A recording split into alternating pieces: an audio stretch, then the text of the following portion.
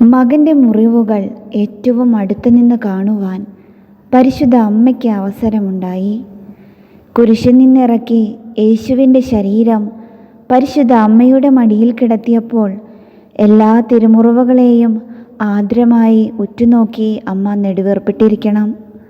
പരിശുദ്ധ അമ്മയോളം ക്രിസ്തുവിൻ്റെ തിരുമുറിവുകൾ ഓരോന്നും ഹൃദയത്തിൽ പതിപ്പിച്ച ആരുമില്ല.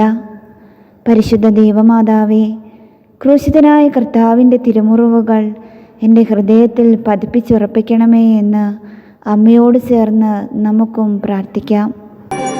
പാപത്തിൽ മരിച്ചൊരു ലോകത്തെ അമ്മ കൈകളിൽ ഏറ്റുവാങ്ങി,